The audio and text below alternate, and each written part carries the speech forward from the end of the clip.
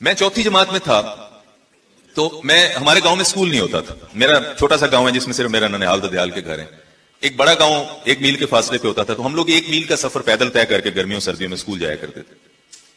ایک دفعہ ٹیچر نے کہا کہ ہر بچہ اسکول کا اسٹوڈنٹ جو ہے وہ ظہر کی نماز پڑھے گا اور میں بھی وہاں ہوں گا اور میں حاضری لگاؤں گا, جو پڑھتا ہے نہیں پڑھتا ہے اس کو سزا ملے گی. اب میرے خیال میں کوئی تیسری یا چوتھی یا دوسری جماعت میں تھا. تو میاں عباس علی ایک بڑے نیک بزرگ تھے اس گاؤں کے, ہمارے بڑے فیملی فرینڈ تھے. وہ فیملی بڑی نیک اور بڑے بزرگ اس فیملی میں پیدا ہوئے. Darvesh they are migrated from Sargodha.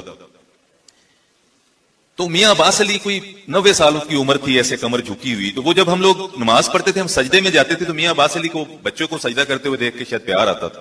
تو وہ اوپر سے آ کر ہمیں ایسے کندھے دباتے تھے اور ہم پیٹھ پہ ایسے ہمیں ہاتھ رکھتے تھے. ہم یہ سمجھتے تھے کہ وہ ہمیں مارتے ہیں. وہ جس طرح ان کو غصہ آتا ہے ہم پہ, شاید سارٹ آف ٹارچر کے وہ آ کے اپنے ہاتھ اس طرح رکھتے ہیں. تو ایک دفعہ ان سے بڑا ڈرتے تھے ہم لوگ. ایک دفعہ مجھے انہوں نے کہا کہ نماز کے بعد نا سب لوگ چلے جائیں تو آپ نے بیٹھ جانا ہے. اچھا, میں شدید ڈر گیا. میں نے کہا مجھ سے کچھ غلط ہو گیا اور میاں عباس علی صاحب کو بات بڑی ناگوار گزری ہے, تو اب آج میری خیر نہیں ہے, یہ میرے بابا کو شکایت لگائیں گے, میرے گھر تک بات جائے گی. جب سب چلے گئے مسجد میں اور میاں عباس علی رہ گئے. انہوں نے مجھے ساتھ بٹھایا, پیار کیا. انہوں نے کہا تم میرے بھائی کے بیٹے ہو, میرے بچے ہو, بہت پیارے ہو. تھوڑا سا میرا خوف اترا. انہوں نے کہا میں تم سے ایک بات زندگی میں کہنا چاہتا ہوں, زندگی میں کبھی نہ بھولنا اپنی زندگی کے آخری سال تک. آپ یقین مانیے میں بہت چھوٹا سا تھا, لیکن وہ بات ایسی نقش ہوئی ہے میرے ذہن کے اوپر کہ آج تک میں نہیں بھولا. اور میاں عباس علی اللہ ان کی مغفرت کرے, بہت سال پہلے وہ اللہ کو پیارے ہو گئے, لیکن ان کا یہ احسان میں قیامت تک نہیں بھول سکتا. میں اللہ کی بارگاہ میں آج اس لمحے یہاں کھڑا بھی گواہی دے رہا ہوں کہ ان کا مجھ پہ بہت بڑا احسان ہے. انہوں نے کہا جب زندگی میں کوئی شخص تمہیں کوئی بات کہے نا جو تمہیں بری لگے اور تمہیں اس پہ اشتعال آئے, تو اس کا جواب اس دن نہ دینا, اگلے دن دینا اس کو جواب. اس دن چپ ہو جانا.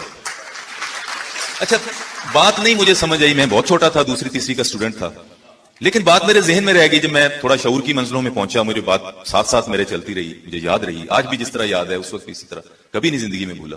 آج بھی جس طرح یاد ہے اس وقت اسی طرح, کبھی نہیں زندگی میں بھولا. میں نے جب اس کا ایکسرسائز کرنا شروع کیا, میں آپ سب سے آج یہ بات کہتا ہوں, آپ زندگی میں مجھے دعائیں دیں گے اگر یہ کر کے دیکھیں گے.